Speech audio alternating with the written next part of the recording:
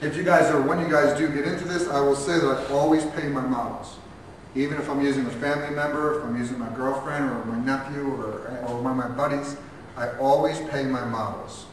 Because my finished painting is only going to be as good or hopefully better than my photography.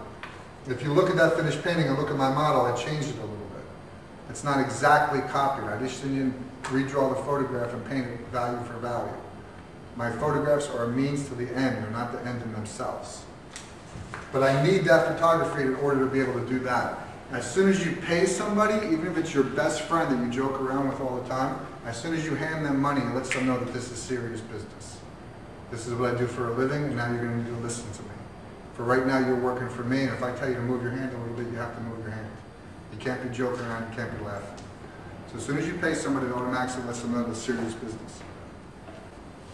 After I do that rough sketch, I hire the model. The next thing I do is I draw a finished sketch. And the finished sketch is very, very important. I send that to my art director. That's the main thing for it. And he says, I love it, go for it. He'll email me back. In this day and age, not very people use the real artwork anymore. I'll take a digital shot to this, I'll email him that. He says, I love it, go for it. And in the email, I keep that. It's a very, very important step. Because my job is to make my clients happy. My job is to make my art director's life easier.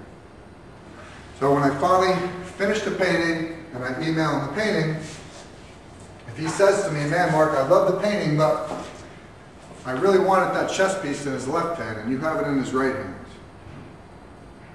I have to say to him, fine, I'll be more than happy to make that change for you, because it's my job to make his life easier. Remember that. I don't want to get argumentative. I don't want to say, no, I've already done the painting, that's 5 days more work. I'll have to say to him very nicely, look, I'll make that change for you, but if you check the finished sketch that you initialed, the chess piece is in his right hand. And if you want me to put it in his left hand, I'll be more than happy to do that for you, but it's going to take me 2 or 3 more days of painting, and you're going to have to reimburse me for those 2 or 3 days. So that initial fee we agreed on, we're going to have to tack on 3 more days now. And at that point, he or she will say, you know what, I really need that piece in the other hand. Go ahead, send me another invoice and redraw it. Or he or she might say, you know what, it's not that big of a deal, just keep the painting the way it is. But if I didn't have this step, if I didn't have this finished sketch that they initial, it would be my responsibility to make that change. And if I did get argumentative with them, they wouldn't argue back. I would just never work for that company again. Okay, so it's my job to make their lives easy. And that's basically it. It's a process. Each step is designed. The thumbnail, it's a very, very rough, abstract process. Finished sketch, you did a little research, you have an idea of what things look like. It's still very broad, very basic. It's refined a little more. Once they approve that finished sketch, you hire models, you go to the library, you get your references, get everything you need to do the picture. Refined even more, finished sketched. So when I get to that finished painting, everything's done. It's just a matter of getting a nose to look like a nose, or a hand to look like a hand, which in itself is difficult enough. After I do the finished sketch, I'm not sure how to make things look the way they look, if that makes sense to you guys. I'm not sure what colors to use. So sometimes I'll do what's called a color sketch. And what a color sketch is just a small variation of the painting. That painting, believe it or not, is just black, white, and red. It's those 3 colors. There's a thing in the 30s and 40s, this I did for a gallery about 10 years ago, maybe a little more. My idea was to do what was called interactive character portraits. And what I mean by interactive character portraits, I just didn't want to do a picture of Bogart, I wanted to get that whole Bogart persona. And what I mean by interactive, the way the painting is designed, with this glass here and the cards here, technically the viewer becomes the other card player. And I had a whole series designed. I had one of Frank Sinatra toasting them. I had one of Marilyn Monroe, somebody reaching in, giving her a rose, and she was smiling back. And I went to do them in black, white, and red. Back in the 20s and 30s, all the advertisements in newspapers and magazines were painted, and they were all done in those 3 colors. It was cheaper to print that way. It was called duotone. And with the duotone process, you can get the illusion of full flat. illusion of full color. So I wasn't sure exactly how to do that. So sometimes I'll do a little color sketch. And all the color sketches is a small variation of the painting. So I'm trying to think out my colors, think out the way I want something to look. Do I want him to be black against a white against a black background, or light against a dark background? How am I going to get that to separate? You know, sometimes it might be a technique. You know, how do you do snow? You know? I didn't want to have to paint this whole painting and all of a sudden do the snow and realize I screwed it up and have to start over again. So I did a small color sketch and figured out how I was going to handle that snow before I committed to the last painting. In my business, I have a very, very bad word, which you're all going to have to get used to. It's called deadlines. I've taught you guys for the whole semester now, and I don't think I can teach discipline, and some teachers might argue with me on that. You know, you should be here because art is something you're passionate about. And I can't teach you, you know, maybe I should be a little stricter on my deadlines, but I'm more, my school of thought is more to encourage your creativity and give you guys permission to be artists. But once you become an artist, you're going to have a deadline, and once you have a deadline, you have to stick to that deadline. So I can't afford to get 3/4 of the way into this painting, start to do the snow, have all the figure painting, the background, everything painted, start to do the snow and realize I screwed it up and have to start all over again. First of all, I'll never meet my deadline. That's the main thing right there. Second of all, I love what I do and I'm passionate about it, but I live in a commercial world. I have bills to pay, I have a mortgage, I have everything else. If you're paying me to do one painting, I'm going to give you one painting. I can't afford to start a painting 3, 4, 5 times to get that one paycheck. I won't survive as an artist. So the color sketch is to help me with my thinking to get everything worked out. So I don't know if you can see it on the camera, but this is a Darth Vader painting I did. And then here's the original color sketch. Again, this was just black, white, and red. Okay, I don't know if you can see the phantom over there.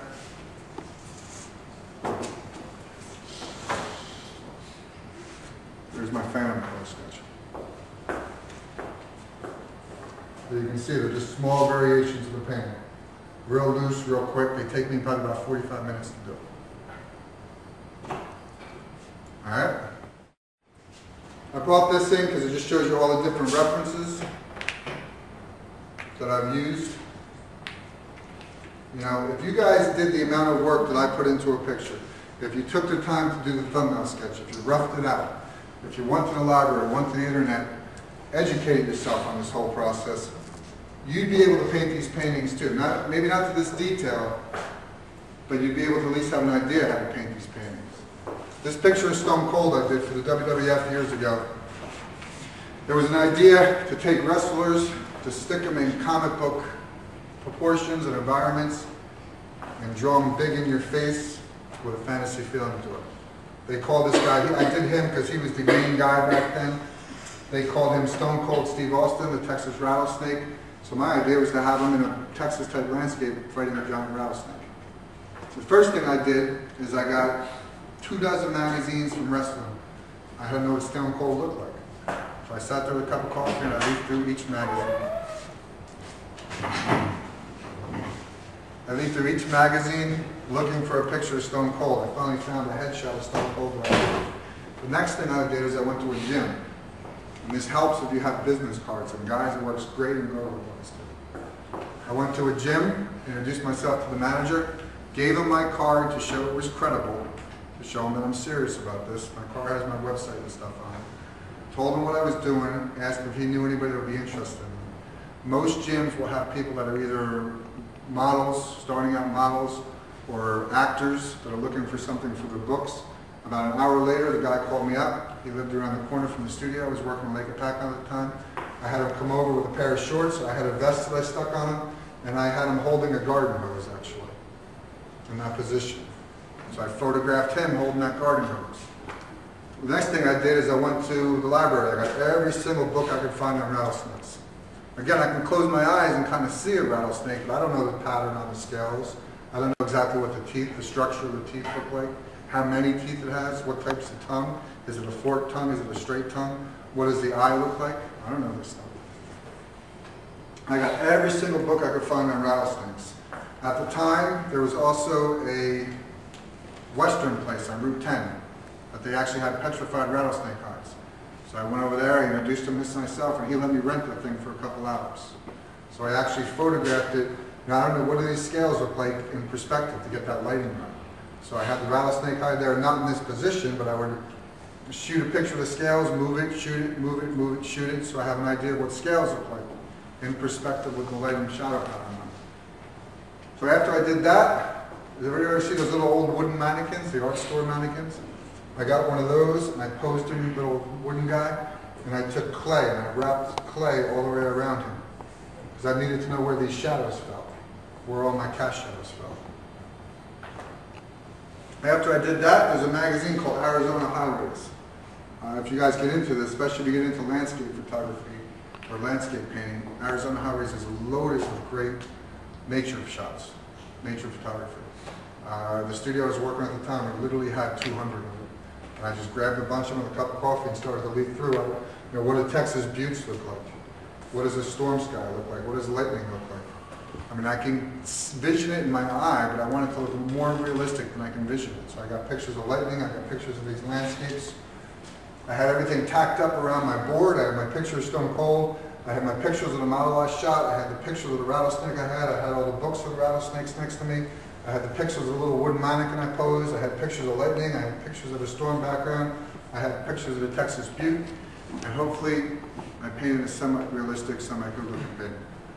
But again, if you guys did all that work, if you did all that research, bothered to do all that photography, bothered to draw it and redraw it, you'd be able to paint that painting. Maybe not to this level of detail yet, but you'd be able to paint this painting. Okay? Any questions? And here you can see different things. I have dragon toys, dragon wings. Sometimes I'll sculpt a dragon out of clay. This is my favorite. I'll show you guys. Where is it? This painting. Right? Nice little sci-fi looking thing in the background. All right, does it look good to you guys? Does it look like a cool creature? Do you guys think I'm a creative genius? It's a Nintendo controller. And a lobster. I had to resolve this problem. I couldn't come up with a design for this thing. I couldn't come up with a look for this thing. I was having my girlfriend over. We were playing video games. We had lobster for dinner that night. I said, wait a second. You know, this thing looks like it's a sci-fi thing for me to begin with. And I just took photographs of the lobster and then just took the elements of the lobster and combined it into a realistic thing. In order to make something believable, let me rephrase that. In order to make something unbelievable believable, you have to base it in reality. You have to give the visual clues of something that looks good to your audience. And that's it. Here you can see, this is me. Posed myself in that costume, had my buddy take a picture of me, had a picture of Humphrey Bogart, and just drew Bogart's head on my body. All right, any questions? Somebody say something. What about that mummy picture over there? The what? What about that mummy picture over there? Good question. That mummy picture is the only picture I ever faked. And I did it with a guy named Tommy Castillo. Tommy drew it and I painted it and I didn't use any reference. But if you look at those people, they look cartoons. As opposed to the other ones that look a little more realistic.